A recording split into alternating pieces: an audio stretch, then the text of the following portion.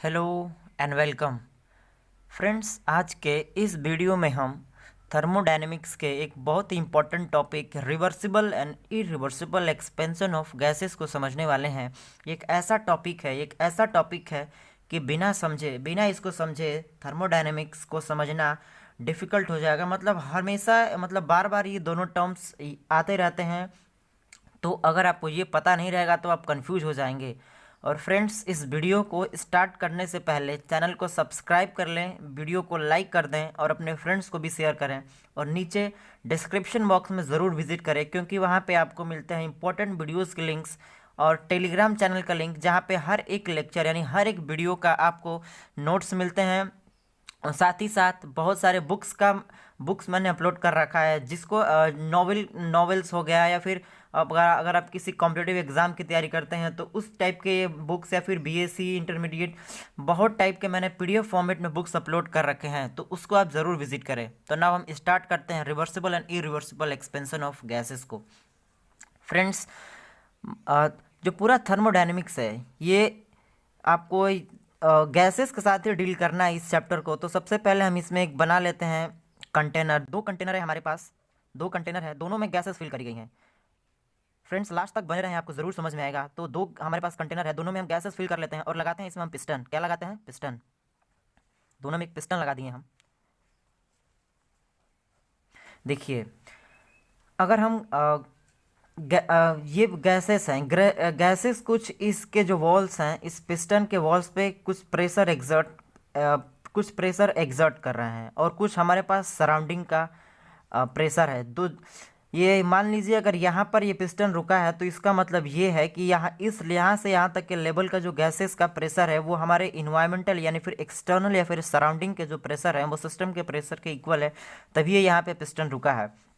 और इस कंडीशन में भी यही बात है कि इस दोनों का, यानी कि सिस्टम का, इसको हम सिस्टम बोलते हैं, और सिस्टम का और इस सराउंडिंग का दोनों का प्रेशर इक्वल है, तो यहाँ पे ये पिस्टन रुका हुआ। अगर इसका प्रेशर इंक्रीज होता है तो ये तब तक बढ़ता रहेगा। अगर ये प्रेशर बढ़ेगा तो गैसेस एक्सपेंड होंगी, और गैसेस एक्सपेंड होंगी तो फिर से इनका प्रेशर डिक्रीज होने लगेगा।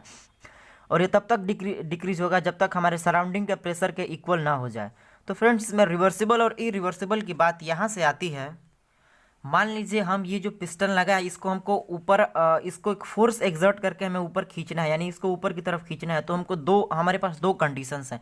या तो इस पिस्टन को बहुत स्लो ऊपर खींचे, मान लीजिए हम पहले यहाँ आए, फिर यहाँ आए, फिर यहाँ, मतलब एक एक स्टेप करके आए। और दूसरा कंडीशन ये है कि यहाँ पे पिस्टन, और इसको हम हैवी फोर्स लगा के इसको हम अप साइड में खींच लें, और एक ही स्टेप में यहाँ से और यहाँ आ जाए, यहाँ से यहाँ आ जाए। मेरी बातों को समझिएगा आप। तो यहाँ पे जो होगा, मान लीजिए पहले ये यहाँ से यहाँ पर आएगा, ठीक, यहाँ से यहाँ पे आएगा और यहाँ पे रुक जाएगा। तो क्या होगा कि इसका टेम्परेचर कुछ कम हो जाएगा, यानी प्रेशर कम होगा तो टेम्परेचर भी कम होगा। डायरेक्टली रिलेशन होता है P V is equal to NRT का। प्रेशर कम होगा, टेम्परेचर कम होगा। तो जब यहाँ पे आएगा तो यहाँ पे रुक जाएगा, और इसका टेम्परेचर कम हो जाएगा, और हमारे सराउंडिंग के प्रेशर और टेम्परेचर से, इसका टेम्परेचर डाउन हो जाएगा। तो क्या हो जाएगा, यहाँ पे टेम्परेचर अधिक है और यहाँ पे टेम्परेचर कम है, तो यहाँ से टेम्परेचर यहाँ पे फ्लो होगा, और तब तक फ्लो होगा जब तक सिस्टम और सराउंडिंग का टेम्परेचर इक्वल ना हो जाए। और ये इरिवर्सिबल एक्सपेंशन में ये होता है कि हम अचानक से यहाँ खींचते हैं, और प्रेशर कांस्टेंट नहीं रह पाता है। प्रेशर यहाँ पे जाके इतना अचानक घट गया कि हम उसे फील कर सकते हैं, महसूस कर सकते हैं, और उससे हमारी जो प्रोसेसेस हैं वो जो हमारी प्रोसेस है उससे प्रभावित हो सकती है। लेकिन यहाँ पे इतना स्लो प्रोसेस होता है, यहाँ पे मतलब बहुत धीरे धीरे होता है, और ये यहाँ पे इसलिए ये टेम्परेचर कांस्टेंट होता है। आइसोथर्मल रिवर्सिबल एक्सपेंशन में आइसोथर्मल एक्सपेंशंस होते हैं, तो वहाँ पे टेम्परेचर कांस्टेंट होते हैं। और यहाँ पे जो होता है, यहाँ पे टेम्परेचर कांस्टेंट नहीं होता है। यहाँ पे इतनी प्रोसेस स्लो होती है कि जो इसके टेम्परेचर में कमी आई होती है वो सिस्टम से ऑब्जर्व कर लेता है। तो इस दोनों का फीचर क्या है? हमारे पास रिवर्सिबल एक्सपेंशन का फीचर ये है कि सबसे पहला फीचर ये है कि ये बहुत ही स्लो होता है, वेरी स्लो होता है। दूसरा इसका फीचर ये है कि ये स्टेप वाइज होता है। एक बार यहाँ गया, फिर यहाँ, बहुत कई मल्टीपल स्टेप्स में होते हैं, और ये फास्ट प्रोसेस होता है। और ये सिंगल स्टेप में होता है, सिंगल स्टेप में होता है। और इसकी तीसरी फीचर ये है, इसकी तीसरी फीचर ये है कि यहाँ पर टेम्परेचर क्या होता है, कांस्टेंट होता है। टेम्परेचर हमारा कांस्टेंट होता है। टेम्परेचर कांस्टेंट इसलिए होता है क्योंकि अगर इस ये अगर पिस्टन ऊपर जाता है तो इसका टेम्परेचर डाउन होता है, लेकिन बहुत मतलब इनफाइनाइट स्लो स्पीड में होता है, और यह टेम्परेचर बाहर से मेंटेन कर लिया जाता है इसको।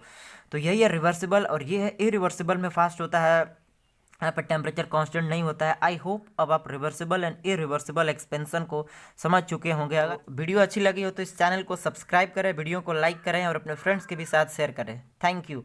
और हम अब नेक्स्ट वीडियो में थर्मोडायनेमिक्स के नेक्स्ट वीडियो में आपसे मिलेंगे कुछ और लेकर, और हम इस चैनल पे पूरी थर्मोडायनेमिक्स को कंप्लीट कराएंगे। Thank you.